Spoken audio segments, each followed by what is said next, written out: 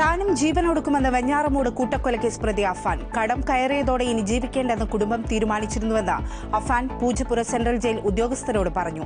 അമ്മ മരിച്ചെന്ന് കരുതിയാണ് മറ്റുള്ളവരെ കൊല്ലാൻ തീരുമാനിച്ചത്. വെൽക്കം ബാക്ക് ടു വിസാൽ മീഡിയ. ഞാൻ ഫക്രുദ്ദീൻ ഫന്താവ്. 5 പേരെ കൂട്ടക്കൊല ചെയ്ത അഫാന്റെ പുതിയൊരു വാർത്തകൾ കണ്ടോ? വാർത്തയിൽ പറയുന്നൊരു കാര്യം, അവനക്കിപ്പോൾ അവൻ്റെ ഉമ്മ മരിക്കാത്തതിൽ വലിയ സങ്കടാത്ര. ഇതൊക്കെ വലിയ മാധ്യമത്തിൽ വാർത്തയാക്കിയിട്ട് അവൻ ഇനിയും പുകഴ്ത്താൻ നിൽക്കാതെ അതങ്ങോട്ട് തീർത്ത് കളഞ്ഞുകൂടെ. നമ്മുടെ നികുതി പണം കൊണ്ട് എന്തിനാണ് ഇമാതിരി ഒരു തെമ്മാടിയെ തീറ്റിപ്പോറ്റുന്നത്?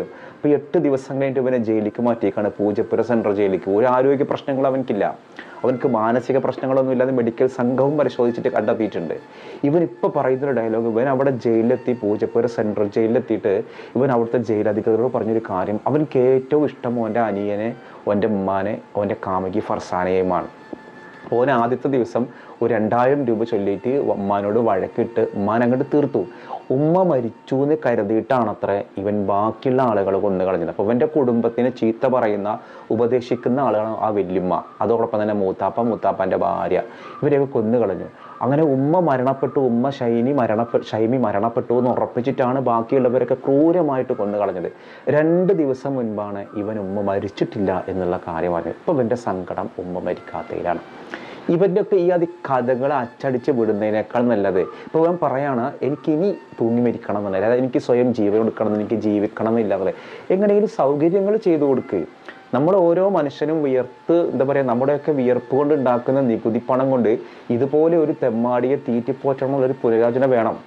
കാരണം അതിൻ്റെ ഒരു ആവശ്യം, ഇവനക്ക് ജയിലിൽ കിടക്കണ ഭക്ഷണങ്ങൾ മട്ടനും ചിക്കനും നല്ല ചപ്പാത്തിയും നല്ല സാധനങ്ങളൊക്കെയാണ്, നല്ല ബിരിയാണിയൊക്കെ കിട്ടുന്നുണ്ട്. ഇതൊക്കെ എന്തിനാണ് ഇവനെ പോലെയുള്ള ആളുകൾക്ക് തീറ്റിപ്പോറ്റി ഉണ്ടാക്കുന്നത്?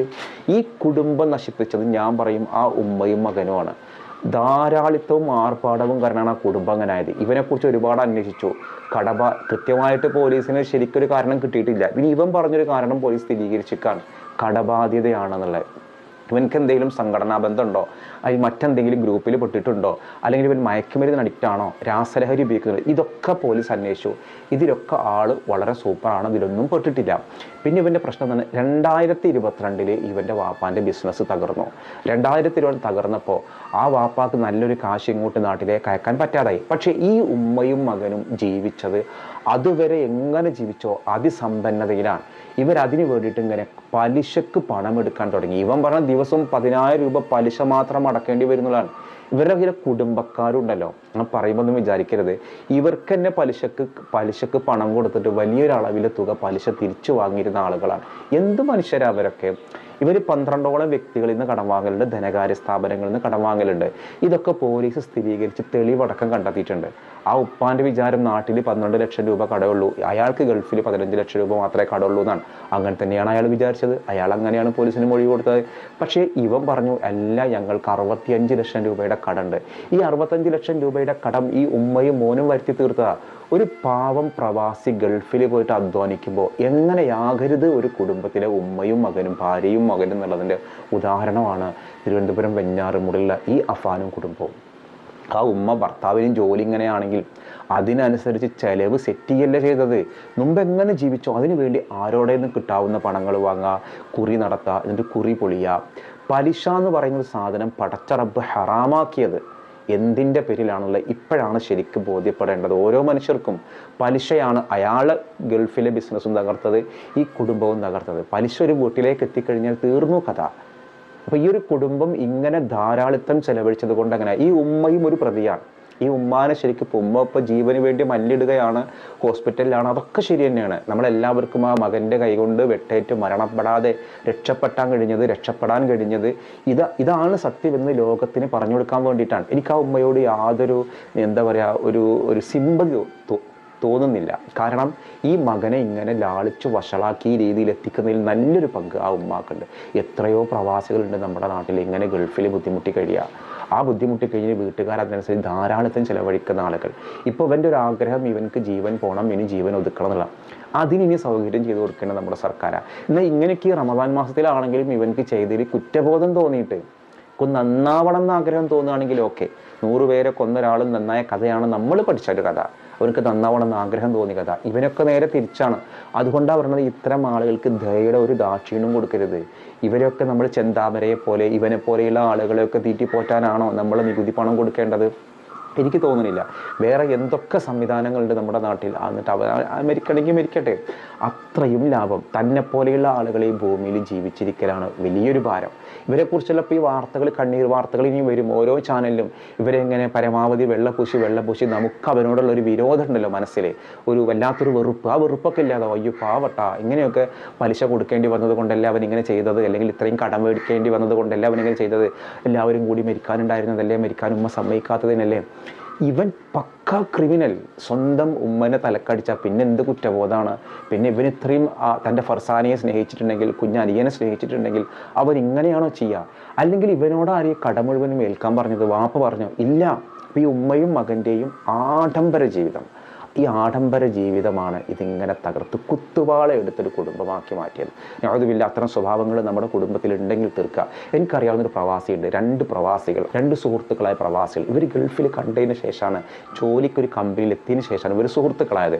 2 പേരും ഒരേ ദിവസം കമ്പനിക്ക് വന്ന ആളുകളാണ്. അങ്ങനെ 2 പേരും അവിടെ ജോലി ചെയ്തു. ഒന്നാമൻ്റെ പേര് ഞാൻ തൽക്കാലം ഞാൻ ഷക്കീർ എന്ന് പറയാം. ഈ ഷക്കീർ ഗൾഫിലേക്ക് പണം അയക്കും, ഭാര്യയോട് ഇങ്ങനെ പറയും നമുക്കൊരു വീട് വെക്കണം, അങ്ങനെയാണ് ഇങ്ങനെയാണ്. അങ്ങനെ ഭാര്യ പരമാവധി തങ്ങൾക്കുണ്ടാവുന്ന അല്ലെങ്കിൽ തങ്ങളെ കൊണ്ട് കഴിയുന്ന രീതിയിൽ ഭാര്യയ്ക്ക് കാശ് അയച്ചു കൊടുത്ത് ഭാര്യയുടെ സഹോദരനൊക്കെ മുൻനിർത്തിയിട്ട് ഒരു ചെറിയൊരു വീടൊക്കെ പണിതു. രണ്ടാമത്തെ ഒരാൾ ലത്തീഫ് എന്ന് പേരുള്ള ഒരാളാണ്. അവരും ഇതുപോലെ അവിടെ നിന്ന് പരമാവധി ലോൺ എടുത്തിട്ടും പല ആരുടെ നിന്നും കുറി ചേർന്നിട്ടും അങ്ങനെ വലിയൊരു തുക ഉണ്ടാക്കിയിട്ട് വീട്ടിലേക്ക് അയച്ചിട്ട് ഭാര്യയോട് പറഞ്ഞു, സഹോദരനോട് പറഞ്ഞൊരു നല്ല വീട് വെക്കണം. അങ്ങനെ വലിയൊരു 3000 സ്ക്വയർ ഫീറ്റിൻ്റെ വളരെ വലിയൊരു വീട് വെച്ചു. ഒരാളൊരു 1200 സ്ക്വയർ ഫീറ്റിൻ്റെ വീടും മറ്റാൾ വലിയൊരു വീടും വെച്ചു. 2 പേരും എന്ത് ചെയ്തു? 2 പേരും അവിടെ സുഹൃത്തുക്കളാണെങ്കിലും ഫാമിലി തമ്മിൽ വലിയ പരിചയമൊന്നുമില്ല. അങ്ങനെ ഇവർ രണ്ടാമത്തെ ആൾ വലിയ വാഹനം വാങ്ങി ലോൺ എടുത്തിട്ട് അദ്ദേഹം കുടുംബത്തിൽ നാട്ടിൽ വലിയ സമ്പന്നൻ. അയാളെക്കുറിച്ച് നാട്ടുകാർ പറയുക പള്ളിപ്പിരിവിന് വലിയ കാശ് കൊടുക്കുന്നുണ്ട്, വലിയ സമ്പന്നൻ. അതേ കമ്പനിയിൽ ജോലി ചെയ്യുന്ന ഇയാൾ സാധാരണക്കാരാണ്. അയാളും കിട്ടുന്ന കാശൊക്കെ വീട്ടിലേക്ക് അയച്ചു കൊടുക്കുന്നുണ്ട്, പക്ഷേ വീടൊക്കെ ഉള്ള ചെറുതാണ്. അങ്ങനെ 3-4-5 വർഷം കഴിഞ്ഞു. ഈ കമ്പനി പൂട്ടി, സാമ്പത്തിക മാന്യത തോന്നി ഗൾഫിലെ കമ്പനി പൂട്ടി ഇവരെ പിരിച്ചുവിടാൻ പോകുമ്പോൾ രണ്ടാമത്തെ ഒരാൾക്ക് വലിയ ബേജാറായി. കാരണം ലോൺ അടച്ചു തീർന്നിട്ടില്ല. ഭാര്യയുടെ പേരിലെടുത്ത വണ്ടി, തൻ്റെ പേരിലെടുത്ത വണ്ടി, ഇങ്ങനെ ഒരുപാട് ലോൺസുകളുണ്ട്. അയാൾ ആകെ കുടുങ്ങിയിട്ട് ജീവിതം അവസാനിപ്പിക്കേണ്ടി വരുമെന്നായി. കാരണം അത്ര ദുരിതങ്ങളാണ്. അയാളുടെ ഭാര്യയാണെങ്കിൽ കാണാൻ നല്ല സുന്ദരിയാണ്, കാരണം വലിയ തുകക്കുള്ള മേക്കപ്പൊക്കെയാണ് അവർ ചെയ്യുന്നത്. ഭാര്യ പറഞ്ഞു നിങ്ങൾ ഇങ്ങോട്ട് വന്നിട്ട് എന്ത് ചെയ്യാൻ, നമ്മൾ തൂങ്ങി മരിക്കല്ലാതെ മാർഗ്ഗമില്ല എന്ന് പറഞ്ഞു. ലൈഫ് അയാൾക്ക് ഒരു നിമിഷത്തിലും സന്തോഷമല്ല. ഇനി ഒന്നാമൻ്റെ ഭാര്യ ചെറിയ തുക കൊണ്ട് മാത്രം വീട് വെച്ച ആ മനുഷ്യന് 1200 സ്ക്വയർ വീട് വെച്ച ആ മനുഷ്യനോട് ഭാര്യ പറഞ്ഞു, നിങ്ങൾ ധൈര്യമായിട്ട് ഇങ്ങോട്ട് പോരൂ, ആ കമ്പനി തകർന്നാലും നിങ്ങൾ പേടിക്കണ്ട, നിങ്ങൾ അയച്ച കാശൊക്കെ ഞാനിവിടെ ഡെപ്പോസിറ്റ് ചെയ്ത് വെച്ചിട്ടുണ്ട്. അതിൻ്റെ കുറഞ്ഞ കാര്യങ്ങൾ ഞാൻ ആടിനെ നോക്കിയിട്ട് എനിക്കറിയാവുന്ന സ്റ്റിച്ചിങ് ചെയ്തിട്ടും നമ്മുടെ മക്കളെ വളർത്താൻ ഞാൻ അധ്വാനിച്ചുണ്ടാക്കിയ പണം ഞാൻ ഉപയോഗിച്ചിട്ടുണ്ട്. നിങ്ങൾ അയച്ച കാശിൽ നിന്ന് വീട് നിർമ്മിക്കാൻ ഉപയോഗിച്ച കാശിൽ നിന്നൊക്കെ ഒരുപാട് ഞാൻ മാറ്റി വെച്ചിട്ട് ഇനി നിങ്ങൾക്ക് മരണം വരെ ഒരു ബിസിനസ് നടത്താനുള്ള കാശ് എൻ്റെ കയ്യിലുണ്ട്, ബാക്കി നമുക്ക് ലോൺ എടുത്താൽ പോരെ. ഇത് 2 ഭാര്യമാരുടെ സ്വഭാവമാണ്. ഗൾഫ് എന്ന് പറയുന്ന ഒരു കറവ പശുവിനെ എങ്ങനെ ദുരുപയോഗപ്പെടുത്തുക, എങ്ങനെ ഉപയോഗപ്പെടുത്താറില്ല.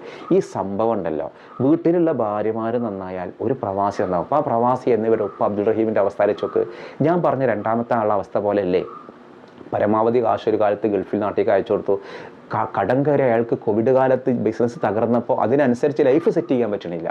അന്ന് സെറ്റ് ചെയ്ത് വെച്ചിരുന്നെങ്കിൽ ഒന്നാമത്തെ ആളുടെ ഭാര്യ അനുഭവം പോലെ അവർക്കും സന്തോഷിക്കാമായിരുന്നു. അപ്പോൾ നമ്മളാണ് പ്ലാൻ ചെയ്യേണ്ടത്. പ്രവാസികളായി എത്രയോ പേർക്കുണ്ടാകുന്നൊരു അനുഭവമാണ് ഇവിടെ ഈ അബ്ദുറഹീം എന്നുള്ള പ്രവാസിക്ക് ഉണ്ടായിട്ടുള്ളത്.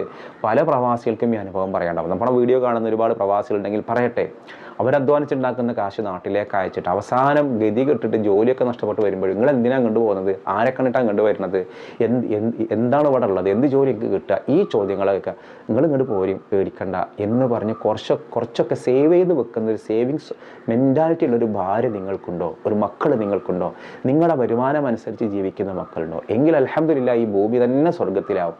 പക്ഷേ നേരെ തിരിച്ചാണെങ്കിൽ ഈ കുടുംബത്തിലെ പോലെ പലയിടത്തും കൂട്ടക്കൊല നടക്കണില്ല എന്നുള്ളൂ. മനസ്സുകൊണ്ടും നാവ് കൊണ്ടും എത്രയോ കൂട്ടക്കൊല നടന്നിട്ടുണ്ട്. ഈ പരിശുദ്ധ റമദാനിലെങ്കിലും നമ്മൾ സ്വയം തീരുമാനിക്കുക, നമ്മുടെ ഭർത്താവിൻ്റെ കാശ് അയക്കുമ്പോൾ കുറച്ച് കാശ് ഭർത്താവ് അറിഞ്ഞിട്ടാലും അറിയാതെയാണെങ്കിലും ഭർത്താവിൻ്റെ പേരിൽ നീക്കി വെക്കുക. ആ മനുഷ്യൻ ജോലി ഇല്ലാതെ വരുമ്പോഴോ അല്ലെങ്കിൽ വലിയ സാമ്പത്തിക ബുദ്ധിമുട്ടുണ്ടാകുമ്പോഴോ ആ മനുഷ്യനെ സഹായിക്കുന്ന ഒരു ഭാര്യയായി മാറാൻ, മക്കളായിട്ട് മാറാൻ നാട്ടിലുള്ള ആളുകൾ കഴിഞ്ഞാൽ പ്രവാസി ഇതിനോളം അനുഭവിക്കുന്ന സന്തോഷം വേറെ ഉണ്ടാവില്ല. ഇത് അനുഭവം കൊണ്ടാണ് ഞാൻ പറഞ്ഞിട്ടുള്ളത്. അപ്പോൾ ഓക്കെ, ഇൻഷാല്ലാ ഈ അഫാൻ്റെ കുടുംബത്തിന് ഈ ഒരു വിഷയം കേൾക്കുമ്പോൾ അവരെ ഇനിയും മാധ്യമങ്ങൾ വാർത്തയാക്കേണ്ട ഒരു ആവശ്യമില്ല. അവരെ എത്രയും പെട്ടെന്ന് അവസാനിപ്പിച്ചിട്ട് ആ ചാപ്റ്റർ അവസാനിപ്പിക്കുക. അവനക്കൊന്നും ഈ ഭൂമിയിൽ ജീവിക്കാനുള്ള അവകാശമില്ല. കാരണം ഒരു നിലക്കും ചെയ്തതിന് കുറ്റബോധം എനിക്കില്ല. ഓനക്കൊന്നും മരിക്കണം, അവിടെ അങ്ങനെ എടുത്ത് വെച്ചിക്കല്ലേ മരിച്ചിട്ട് കാശൊക്കെ ഒന്ന് പോടേ. ഇതൊക്കെ എവിടെ നിന്ന് വരുന്ന വിശ്വാസങ്ങളാണ്, എവിടെ നിന്ന് വരുന്ന മനസ്സാണ്? ഇത്തരം ആളുകൾക്ക് നമ്മുടെ നികുതി പണം കൊണ്ട് തീറ്റിപ്പോറ്റാനുള്ള ഒരു അർഹതയും ഇല്ല എന്നുള്ള എനിക്ക് തോന്നിയിട്ടുള്ളത്. നിങ്ങൾക്ക് നിങ്ങളുടെ അഭിപ്രായങ്ങൾ കമൻറ്റ് ചെയ്യാം. മറ്റൊരു ദിവസം മറ്റൊരു വീഡിയോയുമായി വീണ്ടും കാണാം.